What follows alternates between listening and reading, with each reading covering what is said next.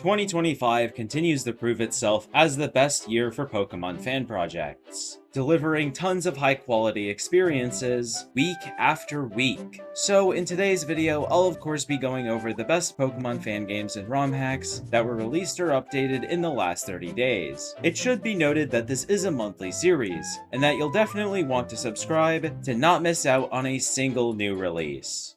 Let's begin with a recently updated ROM hack called Pokemon Valiant. This hack has a very strong start, with a pretty title screen, followed by a custom overworld, powered by both overworld shadows and following Pokemon. But from there, I have to admit, the game takes a very simple and very old-fashioned approach. The story will be that of playing as a Pokemon trainer, traveling across a new region with the goal of collecting 8 gym badges. I think the writing was alright. I can't say it was bad, neither was it boring, but I also can't point out or remember any parts of the story that felt groundbreaking or new compared to any other ROM hack I've played. So I definitely wouldn't go into this hack expecting a 10 out of 10 narrative, or one that'll blow you away. I have similar thoughts for the region, as I don't think the route design stood out in any significant way, but I also didn't find any major flaws with how they were designed either. Simple, yet effective.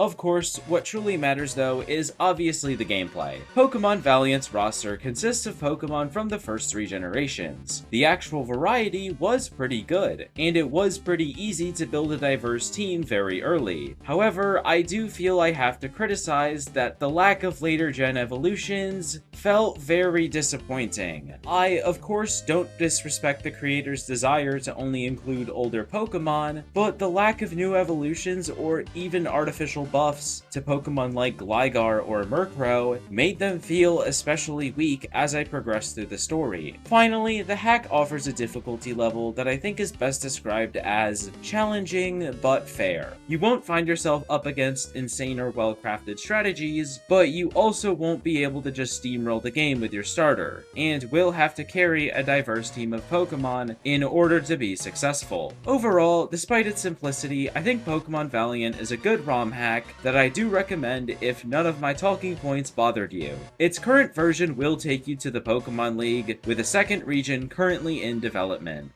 Moving on though is a much newer fan game called Pokemon Realities. Taking heavy inspiration from Reborn and Rejuvenation, you'll begin your adventure recently arriving in a brand new region with the goal of collecting 18 gym badges. Now, I have to admit, my overall feelings about this game are currently a bit mixed. But as always, let's start with the positives. The first being the region containing every canon Pokemon from every generation, as well as 27 different options for your starter Pokemon. Alongside that, you'll also have field effects similar to Pokemon Reborn, which, if you aren't familiar with that game, imagine something like electric terrain for every type of environment, meaning the effectiveness and accuracy of moves or even abilities will vary depending on where your battle takes place in the overworld. Like other games that include it, this gave battles much more of a unique personality without drastic changes to individual stat pools or learn sets. Moving on to the story, I mostly enjoyed it as well as the characters, but it came with a big problem of feeling very quickly paced. You get access to the first gym just a few minutes after picking your starter, and then the second only about 30 minutes later. It didn't feel like there was much story content between most of the gyms, and other than dozens of optional trainers, it felt like I was progressing through the plot way too quickly. Another piece of criticism I feel needs to be said is that the grass-type starters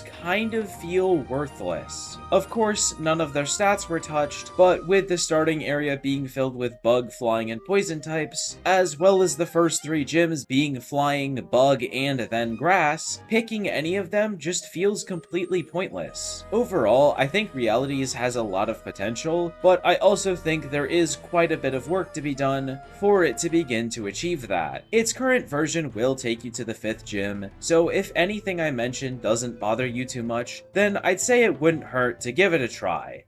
The next segment is a little bit shorter though, and that's mainly because it's for a game I've already covered in a very recent video, but it was released this month and still deserves to be here. This is Pokemon Decay. a brand new and completed fan game where, due to a massive surge of natural disasters, the first 4 canon regions have all been merged together. Thanks to this travesty, you'll find a massive new region that contains not only every Pokemon from those regions, but also every canon evolution from future generations, and dozens of new regional forms and custom evolutions. But if you want to learn more about the game, then I highly suggest checking out my full video about it that I'll leave in the description, as it contains a spoiler-free review of the story, and tons of details you'll need to know about the gameplay.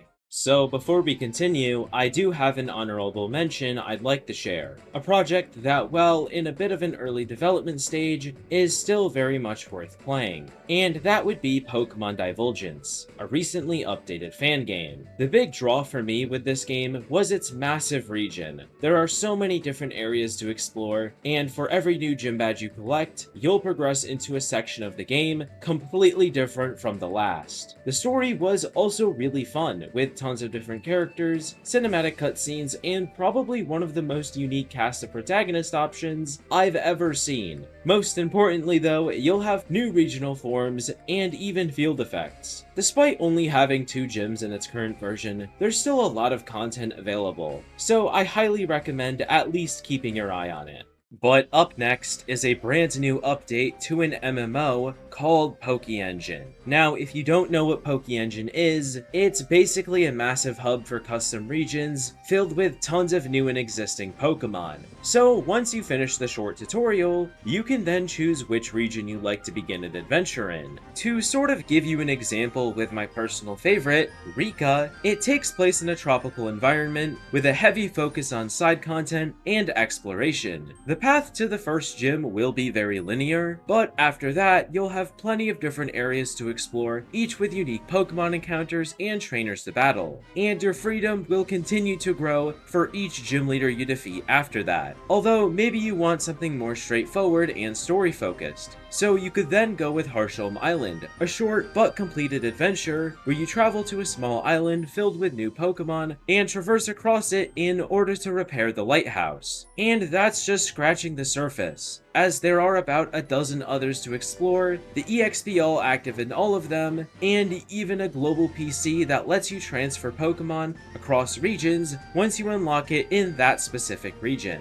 But for those of you who are aware of this MMO already, well, don't worry, because I'm also here to talk about some brand new content released this month. The first is an update to Ishira, allowing you to explore new sections of the region, discover new Pokemon and regional forms, and raises the level cap from 26 to 36. Alongside that though comes a brand new region called Atopo, that, like the others, contains dozens of new Fakeamon and a new story to experience. Its current version does end at the second gym, but since your progress is saved to your account, there isn't much of a reason to wait for a completed experience, as once new updates arrive, you can hop back into your adventure as if you never left. Overall, Pokengine is a massive labor of love, and is probably the best example of the long-awaited idea of what if the community's greatest fan game developers came together. So if you want to learn how to play, then be sure to check out the tutorial in my full video about the game in the description below.